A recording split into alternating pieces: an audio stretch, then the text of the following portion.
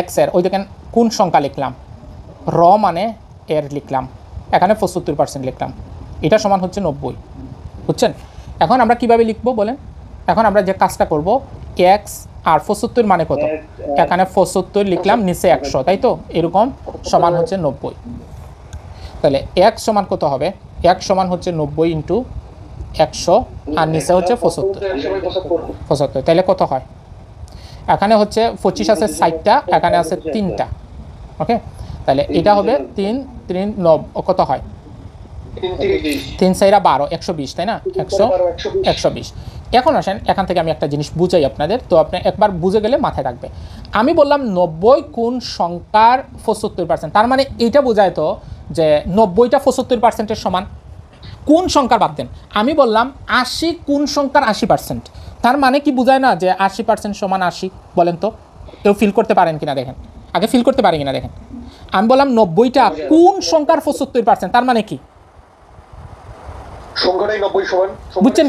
75% মানে সংখ্যাটাই 75%-এর সমান।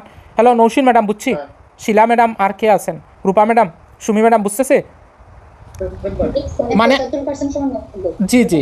আচ্ছা, আমি একটা জিনিস আপনাদের বললাম, যেমন এখানে হচ্ছে রহিমা একজন আছেন, রহিমা, আর আরেকজন আছে করিমা, দুইজন না, করিমা এটা দেওয়া ঠিক না, আমি দিলাম হচ্ছে ধরেন এখানে ইউসুফ ভাই, ধরেন ইউসুফ হইল, তো উনি কি বলছেন যে ইউসুফ ভাই বলতেছেন এই রহিমাকে উনি কার মা, মানে রহিমাকে বলতেছেন উনি কার মা। কার মা মানে কি, আসলে তিনি একজন মা ইকুয়াল টু রহিমা, যারই মা হোক, মাত হোক, কথা মানে বুঝেন নাই আমি। ইউসুফ ভাই বললেন রহিমা কার মা, তার মানে কি মা সমান তো রহিমা। এই জিনিসটা এখানে যে 90 কোন সংখ্যার 75%, এটা মানে হচ্ছে 75% সমান 90। এই জিনিসটা যত দ্রুত বুঝে যাবেন তত আপনি দ্রুত কাজ করতে পারবেন। এখন আসেন এখানের মধ্যে একটা শর্টকাট শেখাবো, এই জিনিসটা কাজ করবেন। যেমন আমি লিখলাম এখানে 75% সমান আমি লিখলাম 90, তো আমি নর্মালি আমি এখন করব কি 1% সমান হচ্ছে 90 ডিভাইডেড বাই 75, 100% সমান কত, তাইলে আপনি এখানে লিখলেন হচ্ছে 90 ইন্টু 100 ডিভাইডেড বাই 75 লিখলাম, লেখার পরে এখানে উত্তর কত বের হয়েছিল আমাদের জানি 120, লিখলাম 120। এখন আপনি এই অঙ্কটা 120 বের করতে গেলে এখানে 1 2 3টা প্রসেস অবলম্বন করছেন, তো আমি একটা দারুণ একটা শর্টকাট দিব, এটা শুধু আপনাদের জন্য, যারা আমার ক্লাস করবেন তারা এটা প্রয়োগ করবেন।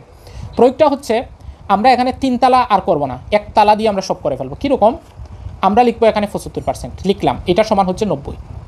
মনে রাখবেন এইটা লেখার পরে আপনার কত পার্সেন্ট দরকার বলেন, আপনার দরকার 100%, যত পার্সেন্ট দরকার মনে রাখবেন, যত পার্সেন্ট দরকার এখানে গুণ দিয়ে বসাবেন, 100 লিখবেন, আর এখানে যা থাকবে তা ভাগ করে লিখলে আপনার যত পার্সেন্ট দরকার তত পার্সেন্ট বের হয়ে যাবে।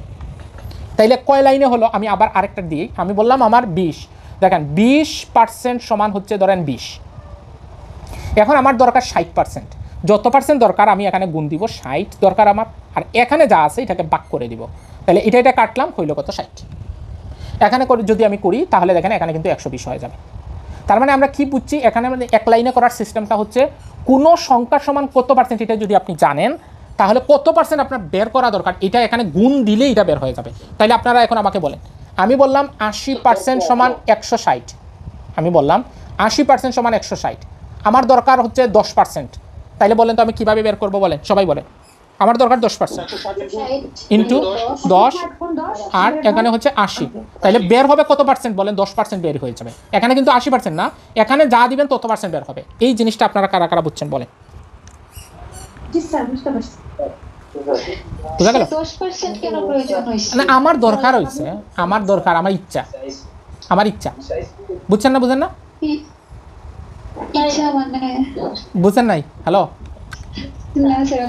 আমি বলি আমার ধরেন এখানে আপনার জানা আছে, আমি আচ্ছা আপনারা একটু মিউট করেন, দেখেন আমি বললাম 80% সমান হচ্ছে 160। এখন আছে না বিভিন্ন খাতে, মানে আমার 2% দরকার হতে পারে, 2% দরকার হতে পারে, 3% দরকার হতে পারে, অথবা আপনাকে 80% সমান 160, এখন পরীক্ষায় বলে দিচ্ছে 50% সমান কত, এটাও তো বলতে পারে। এখন আপনার যত পার্সেন্ট দরকার আপনি এটাকে গুণ দিবেন, ধরেন আপনার 3% দরকার, আপনি 3 গুণ দিলেন, এখানে যা আছে এটাকে ভাগ করে দিলেন, পাক করে দিলে, তাইলে বের হবে 3%, বের হবে কিন্তু 3%, এখানে যা থাকবে তত পার্সেন্ট। তাইলে আপনার কি হলো, এক লাইনে অঙ্কটা হয়ে গেল। আর না হলে আপনি আবার 1 দিয়ে লিখতে হইতো, আবার এটা দিয়ে লিখতে হইতো, এখানে আপনি আরও সময় নষ্ট করতেন। বুঝছেন, কয়েকদিন অভ্যস্ত হয়ে গেলে এই কাজটা করতে পারবেন, কোনো সমস্যা নেই। তাহলে এখানে 90%, তাহলে আপনি সরাসরি কী করবেন, 90% সমান হচ্ছে 75, এখানে হচ্ছে 75% সমান হচ্ছে কত, 90। আমার দরকার 100%, আমি 100 গুণ করে 75 দ্বারা ভাগ করে দিব, শেষ কাহিনী। কথা বুঝতে পারছেন? হ্যাঁ, আচ্ছা, রাইট। আমি কিন্তু ক্লাস শুরুর আগে বলে দিছি কোনো সংখ্যাটি মানেই 100%, বলছিলাম কিনা? কোনো সংখ্যাটি মানে হচ্ছে কত পার্সেন্ট, 100%। বুঝছেন ভাই? জি জি বলেন।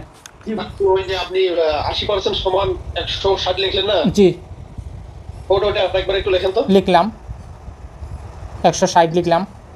হ্যাঁ, আপনার দরকার হচ্ছে 10% না? হ্যাঁ, এখন কি করব আমি? এখানে 20% এর দরকার লিখি, তাহলে তো 100 এর অনুযায়ী কাজটা করা যায়। আপনি বলেন কোনটা বের করব, আপনারাই বলেন, আমি কেন বলবো? আপনি বললেন যে আপনার 10% দরকার না? হ্যাঁ দরকার। হ্যাঁ, আপনি 10% দেন। দিলাম। 10 বাই কত, 80 দিছিলেন? দিলাম। আপনি বলছিলেন যেটা দরকার সেটা দরকার হবে, এখানে তো 20% বের হয় না। আমি বলি আপনাকে, এখানে কত হইলো, আমি এটা কাটি, দাঁড়ান। না দাঁড়ান, এত বুঝতেছেন, এত প্রশ্ন না করলে কেমন হইলো। এখানে 2 দিলাম, 20 না? হ্যালো, কত বের হয়েছে? 20, 20। এই 20 মানে হচ্ছে 10%-এর সমান। ওইখানে যা থাকবে ওই পার্সেন্টের সমানটা বের হবে, বুঝতেছেন? দেই আমি, দাঁড়ান, আপনাদের যা প্রশ্ন আছে আমি দাঁড়ান, আমি আপনাদেরকে বুঝাই দিই, দাঁড়ান, এইটা আমি আবার বুঝাই দিই। হ্যাঁ, আসেন 80% লিখি, একটা যেটা বুঝতেছেন এটাই আগে বুঝাই দিই।